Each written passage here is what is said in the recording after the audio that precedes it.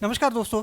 जैसे मैंने कल आपके लिए एक वीडियो बनाई थी और जो नई वैकेंसी आई है एसबीआई क्लर्क की, उसकी डिटेल इन्फॉर्मेशन आपको उस वीडियो द्वारा मैंने आप तक पहुंचाई थी।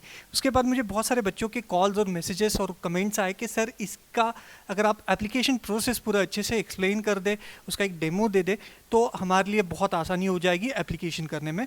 तो यही इस वीडियो में मैं वही एप्लीकेशन प्रोसेस आपके लिए प्रस्तुत कर रहा हूँ। तो ये पूरा एप्लीकेशन प्रोसेस आप ध्यान से देखिए और अपने दोस्तों के साथ शेयर कर दीजिए।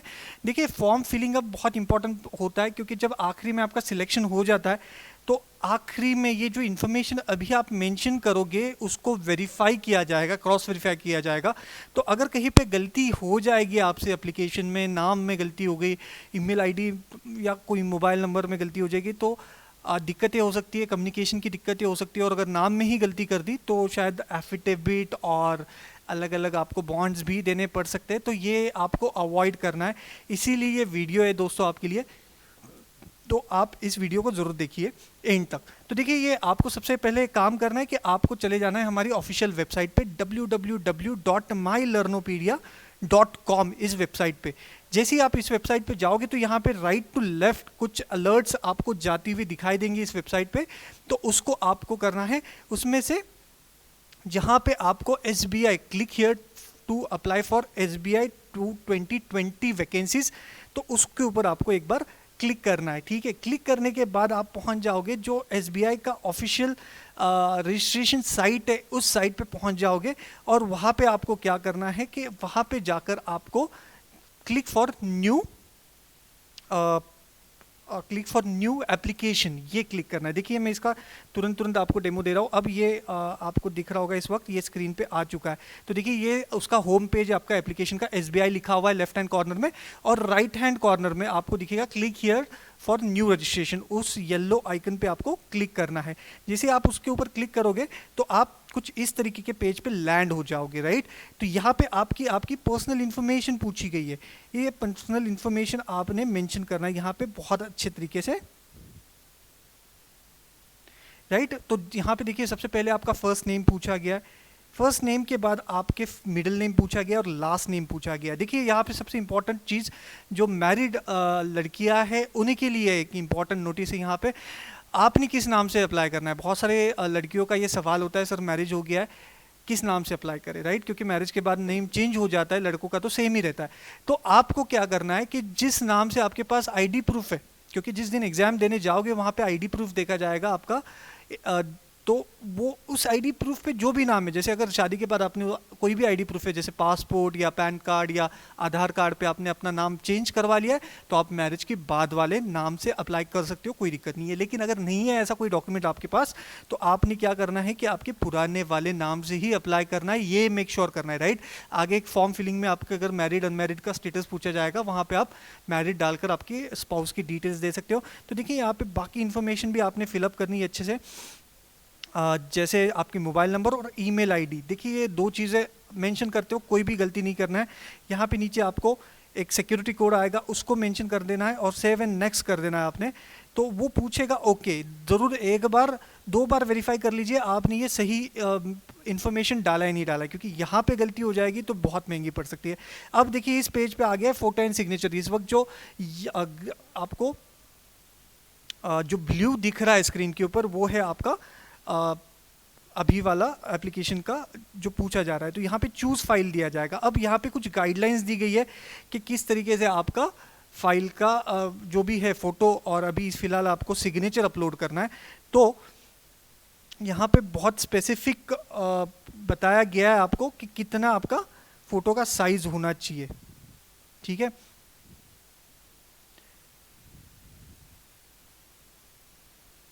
तो यहाँ पे फोटो की आपकी मैं साइज बता दूं, फोटो का साइज होना चाहिए आपका 20 KB से लेकर 50 KB के बीच में।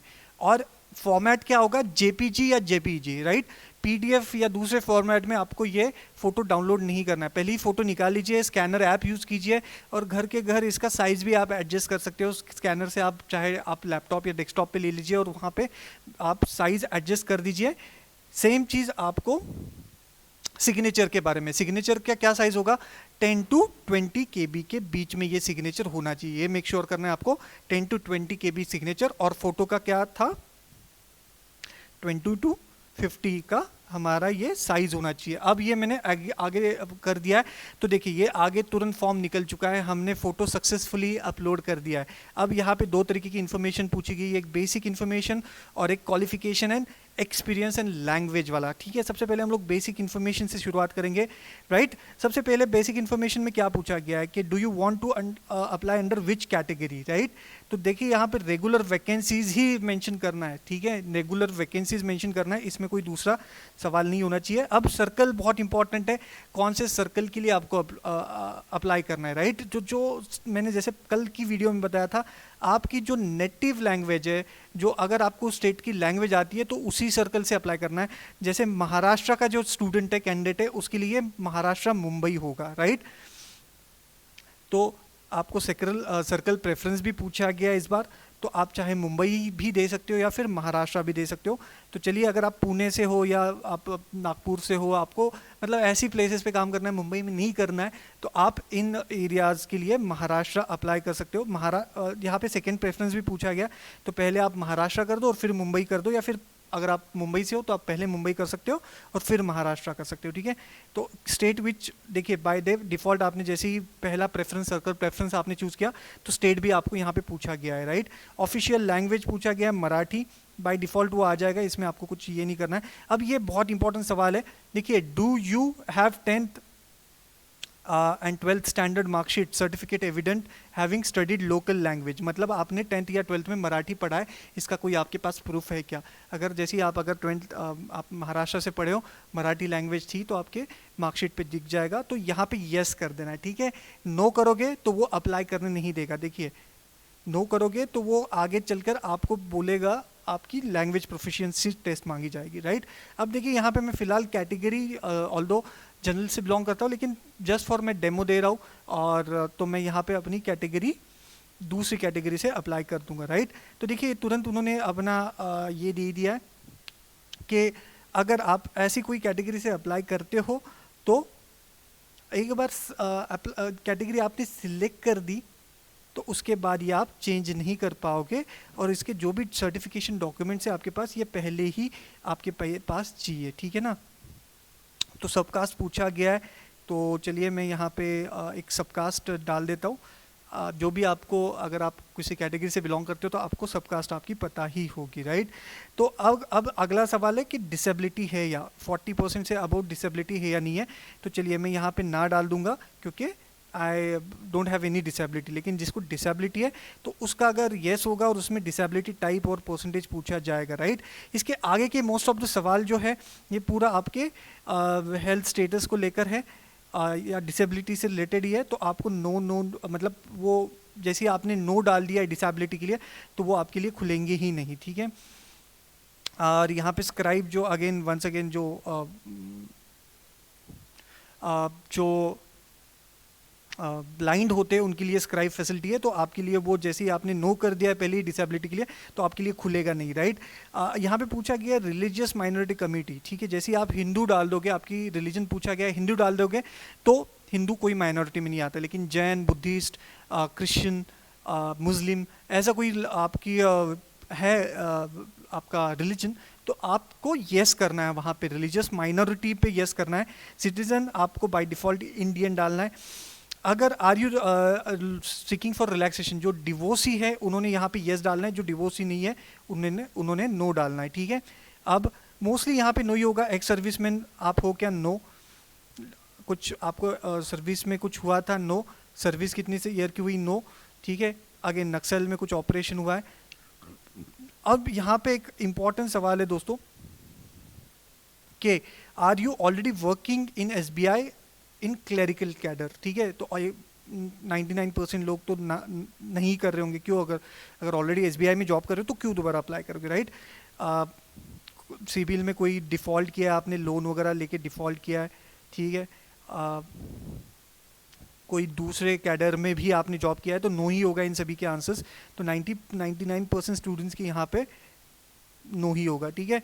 Is there adverse report regarding character ऐसे कुछ आपके ऊपर कुछ केसेस चल रही है क्या, तो अगर हाँ डाल दोगे तो अप्लाई ही नहीं कर पाओगे, ठीक है। तो बेटर है कि नो ही डाल दो, ठीक है। और मोस्ट ऑफ द स्टूडेंट्स ऐसे कोई चक्कर में फंसते नहीं है, ठीक है। अगेन यहाँ पे इंपॉर्टेंट चीज़ है कि आपको आपका एग्जामिनेशन सेंटर को सिलेक्ट करना है। यहाँ पे मैं महाराष्ट्र कर रहा हूँ सिलेक्ट, ठीक है। महाराष्ट्र में कहाँ देनी है, ये एग्ज़ाम के सेंटर्स है। जैसे मैं पुणे से बिलोंग करता हूँ तो मैंने पुणे मेंशन किया, लेकिन आपको जो भी सेंटर पास में है वो सेंटर सिलेक्ट करना है। उस सिटी का कोई भी सेंटर आपको अलॉट किया जाएगा, ठीक है ना। ये नहीं कि अभी मैं पुणे में रह रहा हूँ तो मुझे बिल्कुल घर के पास वाला चाहिए, तो कोई भी रैंडम सेंटर आ जाएगा, ठीक है। अच्छा, इसके बाद आपको मेंस एग्ज़ाम का भी डाल देना है, ठीक है। यहाँ पे पूछा गया है कि मेंस एग्ज़ाम आप कहाँ से देना चाहोगे, तो मेंस एग्ज़ाम भी मैं यहाँ पे महाराष्ट्र डाल दूंगा। अगर आपके कहीं पे ट्रैवल प्लान्स वगैरह है तो आप उस हिसाब से मेंस एग्ज़ाम का सेंटर चेंज कर सकते हो, ठीक है। लेकिन देखिए जैसे ही आप सेंटर पूछेंगे तो दोबारा आपको मेंस के सेंटर पूछे जाएंगे, और मेंस का सेंटर भी आप पुणे मेंशन कर सकते हो, राइट।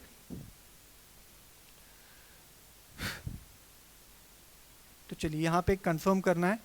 आईडी प्रूफ आप चाहे जो आईडी प्रूफ ले जाने वाले हो वो आप डाल सकते हो, ठीक है ना। तो चलिए मैं यहाँ पे अपना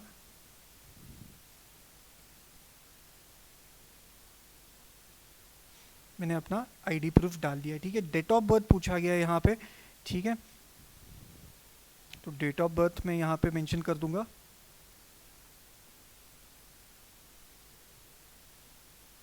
तो जो भी आपकी डेट ऑफ बर्थ है वो डाल देना है आपने, राइट। जेंडर पूछा जाएगा, मेल या फीमेल आपको वो सिलेक्ट करना है। ट्विन ब्रदर सिस्टर है क्या, नहीं है, ठीक है। जेंडर क्या है ट्विन ब्रदर सिस्टर का, जैसे ही नो बोल दोगे वो खुलेगा ही नहीं। मैरिड या अनमैरिड, ठीक है। तो आप इसको जैसे चाहिए वैसे रख सकते हो, ठीक है। अब देखिए यहाँ पे फादर्स फर्स्ट नेम, फादर का फर्स्ट नेम आपको मेंशन करना है, फिर फादर का मिडिल नेम मेंशन करना है, और फादर का लास्ट नेम, राइट। तो ये इन्फॉर्मेशन आपको डालना है। मदर का भी सेम इन्फॉर्मेशन आपसे पूछा गया है, ठीक है। अब मदर का मिडिल नेम,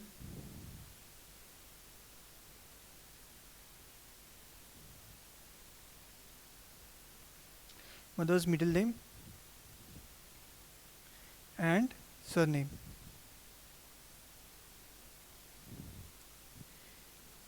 स्पाउस, जैसे ही जिसने मैरिड क्लिक किया उसका स्पाउस का नाम पूछा जाएगा। एड्रेस पूछा जाएगा आपको, आपने डिटेल एड्रेस डाल सकते हो, ठीक है।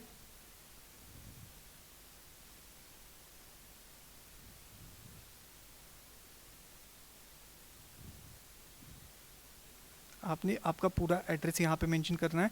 डिस्ट्रिक्ट भी मेंशन करना है अच्छे से, बिल्कुल ठीक है। और स्टेट, आपका जो भी स्टेट है वो आपको मेंशन करना है। दोस्तों वीडियो ज़रूर थोड़ी लंबी हो जाएगी, लेकिन मैं पूरा डिटेल इन्फॉर्मेशन आपके लिए कवर कर रहा हूँ, तो कोई भी पार्ट ऐसा नहीं होगा। देखिए जैसे आपने आपकी करंट एड्रेस डाल दिया, परमानेंट एड्रेस डाल दिया, तो पूछेगा same address for the correspondence, yes कर देना है, ठीक है। अब जीएसटी के लिए आपका स्टेट,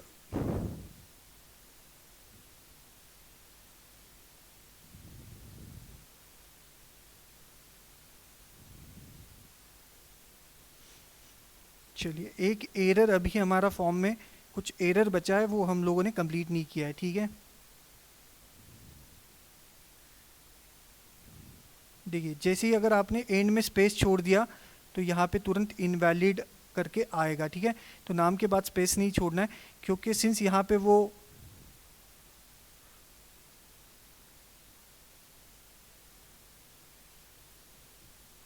सेवन नेक्स्ट करना है, फिर एक बार आपने, चलिए ये हो गया हमारा पूरा अच्छे से बेसिक इन्फॉर्मेशन हो गया है। ग्रेजुएशन के डिटेल्स डाल देंगे हम लोग। Commerce graduate, university of Savitri by university आपको सर्च करना है, या फिर पुणे यूनिवर्सिटी, जैसे मैंने पुणे यूनिवर्सिटी से किया है, तो पुणे यूनिवर्सिटी मेंशन कर देना, ठीक है।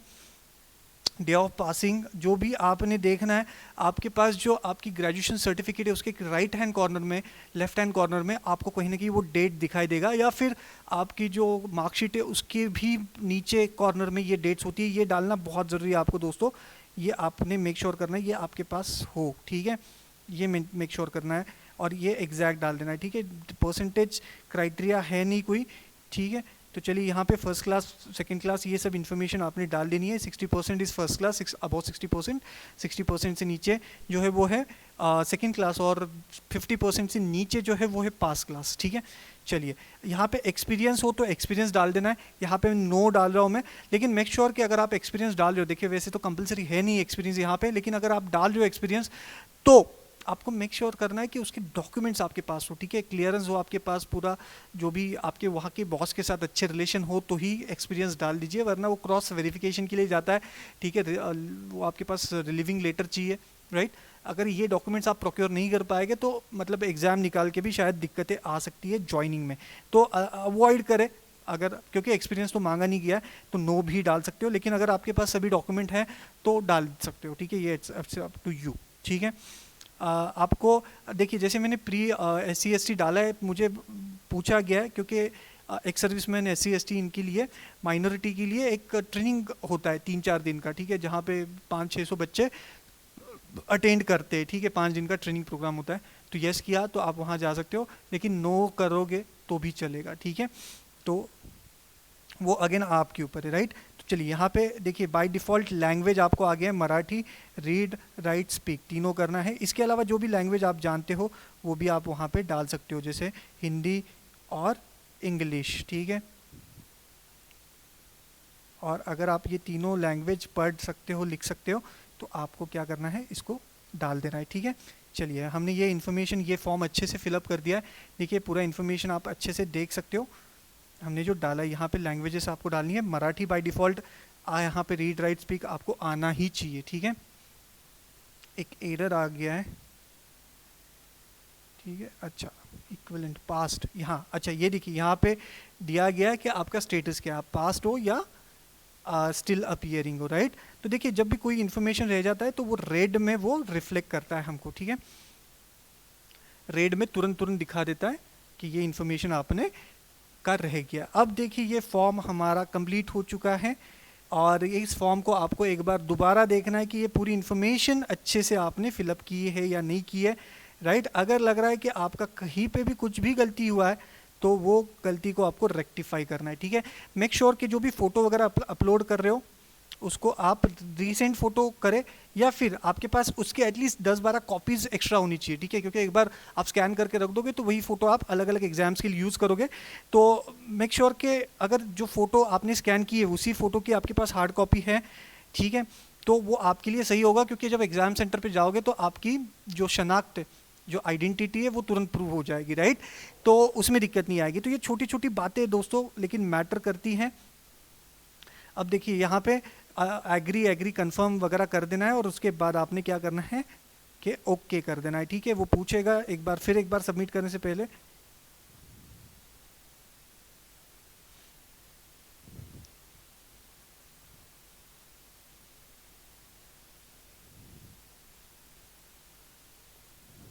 वो पूछेगा, कंफर्म करने के लिए पूछे जाएगा आपसे, इन चीज़ों को कंफर्म किया जाए।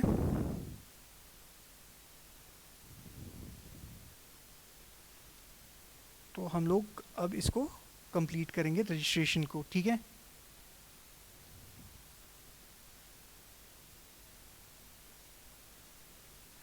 अगर कोई चेंज वगैरह हुआ तो आपको ये मेंशन कर देना है, ठीक है।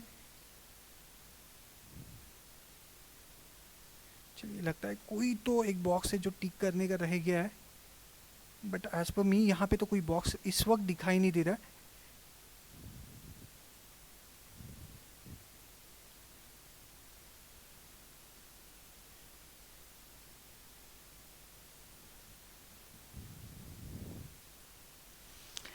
तो चलिए दोस्तों इसी तरीके से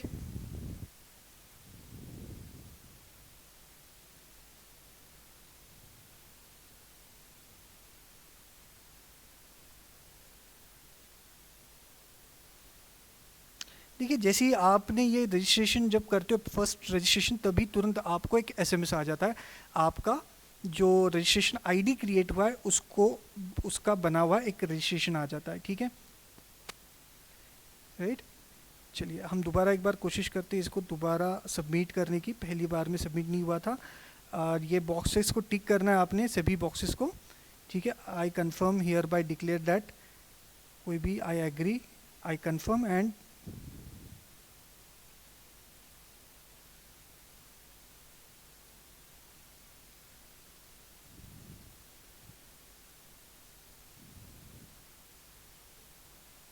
ठीक है। तो चलिए देयर इज चेंज पे आखिरी वाले इस पे टिक मत कीजिए, अगर कुछ चेंज हुआ तो आप लेके आओगे वैसा प्रूफ, ऐसा पूछा गया है। देखिए इसके बाद और एक अपलोड्स का आपके सामने विंडो रहेगा, इस विंडो को आपको कैसे करना है, यहाँ पे थंब इम्प्रेशन पूछा गया। थंब इम्प्रेशन भी जेपीजी या जेपीईजी फॉर्मेट में होना चाहिए, और थंब इम्प्रेशन भी 20 KB टू 50 KB के बीच में होना चाहिए। पहले से ही आपको ये सब स्कैन करके रखना है, और मेक श्योर कीजिए कि अगर आप इसको सेव कर रहे हो, जैसे थंब इम्प्रेशन सेव कर रहे हो, तो जैसे नीरज स्पेस थंब या नीरज अंडरस्कोर थंब ऐसे मैंने सेव नहीं करना है। तो जो भी मैं उसको नाम दूंगा थंब, तो उसके कोई भी स्पेस नहीं होना चाहिए, स्पेशल कैरेक्टर का यूज़ नहीं होना चाहिए। ये बहुत इंपॉर्टेंट है। बहुत सारे बच्चे ये गलती करते हैं कि थंब इम्प्रेशन जो है या फिर जो नाम लिखते हैं उसको सेव करते हैं अपने डेस्कटॉप पे या फाइल में, तो उसमें कुछ स्पेस वेस दे देते हैं, तो वो अपलोड नहीं होगा, ठीक है। तो जो भी लिखोगे एक ही इसमें लिखना, ठीक है ना। जैसे डिक्लेरेशन का DE भी लिख दोगे तो भी चलेगा, बस स्पेस वगैरह नहीं देना है। और यहाँ पे ये जो एक आपको डिक्लेरेशन देना है हैंड राइटिंग का, राइट, मेक श्योर ये बहुत स्पेसिफिकली बोला गया है कि इसको ब्लैक इंक में ही लिखना है, ठीक है। तो ब्लैक इंक से लिखिए, और कैपिटल लेटर्स में नहीं लिखना है, जो आपकी एक्चुअल हैंड राइटिंग है उसी में लिखना है। ये इस वक्त आपके सामने ये फॉर्मेट है, और इसका फॉर्मेट आपको दिखाई देगा आपके जो नोटिफिकेशन है उसमें भी, तो उसमें भी आप इसको देख सकते हो। ये सबमिट कर देना है, आखिरी में आपको सबमिट करना है। इसमें जो बॉक्सेस में दिया हुआ जो कोड है वो देना है।